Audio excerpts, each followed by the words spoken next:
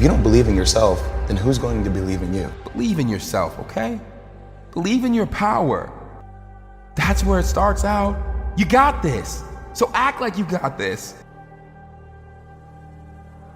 Act like you already have it. Know that this is the time to be something of worth. I think the first thing is recognizing that you are not what you do. Inspire yourself into the right direction. Look, find things to latch onto. Hook on to things that inspire you. Fill your eyes and your soul with them, and know that this is your power. This is the advantage you have over everyone else. You fill yourself up with things that inspire you and fuel you day after day after day. Being around people that inspired me, not by their words, but more so by their actions. I hear a lot of people talk every single day. And I was one of these guys. And I started not to listen to what people said, but started to watch how people acted and how they interacted with other people. And that helped me set the bar for where I wanted to be. Just know that you can be your potential. Know that you can be this. Know that you have this, and that tonight, you're gonna fight for it. A battle for your power. A battle, but knowing that you come out on top.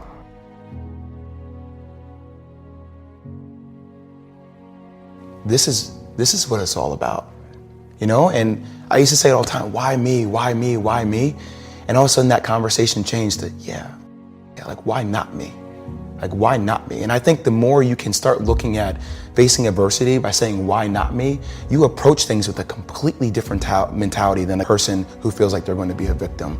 You start becoming the hunter again. And the more you can stay with that hunter mentality, it will pay dividends. Everyone wants to eat, but few are willing to hunt. Who do you want to be? How do you want people to see you? Stronger, hardworking, successful? If you want people to see you like that you need to change. Change and grow. Strengthen yourself. Build up your potential. Construct your future. Who are you going to be? Are you going to be that person that wallows in their self-pity? Or are you going to be that person that says, you know what, okay, I did this wrong, I did that wrong, but how can I be better? And I think that's what I talk about, that relentless mentality, right, to want to be better at just life in general. And that you have to find balance in life, right? So there are going to be times where your journey is going to be down here and it's going to be tough. And the same when things get high. You know, you sign a new deal, or you have to be able to keep things in perspective. And I think sometimes when I stop, I force myself to assess, okay, what are the benefits? You know, where are the negatives? How can I turn this negative into a positive? All right, let me make sure that I don't get too high and I continue to keep my head down and work harder because I want to achieve more. If it's not for me, for the people that work for me, or for my girlfriend or my mom deserves better. So I try to find that one thing, because I'm very goal-oriented, that I need to work towards. And once I achieve that, it's another goal. And I don't want it to ever stop, because that's what life should be. Be selfish and take control of your life. Take control of your abilities. Take control of your potential. Don't waste any more time. Take courage to provide for yourself. To provide your potential, grasp it. No longer will you be afraid to make it, to change it. No one else is living your life. Take control. Practice. Patience. Progress. Take yourself through the barrier.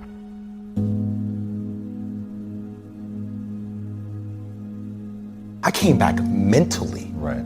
Like that's a story. Like that's a story that should be cherished for younger kids out there, for older people out there. It doesn't matter. You don't have to come back and do what you did before and do it exponentially better. You have to come back better as a person and really value that process. Like that's a comeback. It's amazing when you have to be vulnerable to talk about issues that a lot of people aren't willing to talk about. And I think choose is a really imperative word, because a lot of people choose not to, follow up on things that happened in their past or sit time to reflect. I am where I am, and only I can change it. you are the only person that could change it. At the end of the day, people can want to help you as much as they want to help you. And I don't think complaining is the answer either. I think vulnerability and talking to people about what's actually going on in your life gets them invested in you. And the more you listen to them, gets them invested, you invested back in them, and that's when a bond is formed. But that person can only take you so far. You have to want to take yourself to a different place. And if you don't have that, then you're going to stay stuck. And a lot of people choose to stay stuck. And we see it every single day. And you have to be vulnerable enough with yourself to accept the fact that it happened. Bad stuff happens to everybody. You have to drive your own car, and if you don't drive it, somebody else is going to drive it for you. And that other person who's driving it may not be a person, it may be a darkness, that entity that we talked about, that is easy to get lost and consumed in. You have the power to become someone that even the deepest part of you trusts, someone you trust to succeed. Become the person that you know you can be. Stand up for your future, for your power, and for you to be something full of the worth that is in you. We spend so much time talking to other people and giving other people advice on what they need to do in their life. And sometimes you need to sit down and give yourself advice on what's best for you. It's fulfilling to recognize that nobody is the perfect end product and that everybody has stuff to work on. But once you're able to say, wow, that is something I need to work on, and you feel yourself taking the steps necessary to be better at it.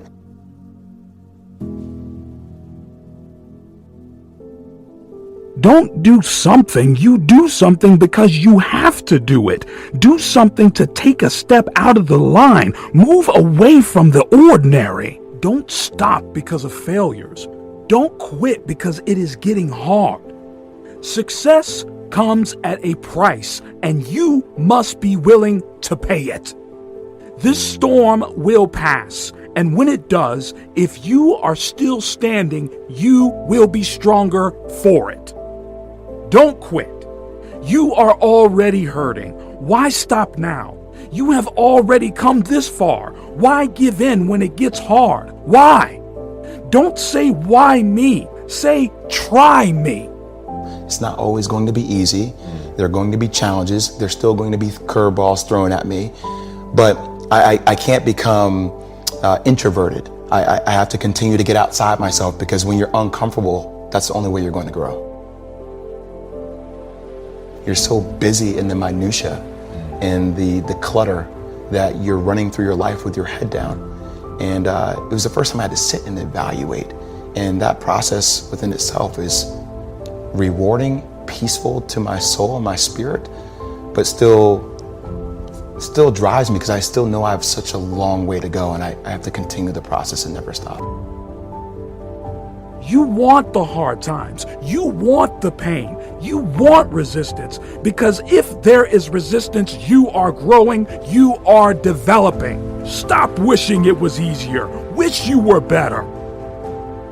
As I'm walking onto the court, who do I see? I see Kobe Bryant, already working out. And I'm like, okay, it's kind of cool. It's Kobe. What's up, Kobe?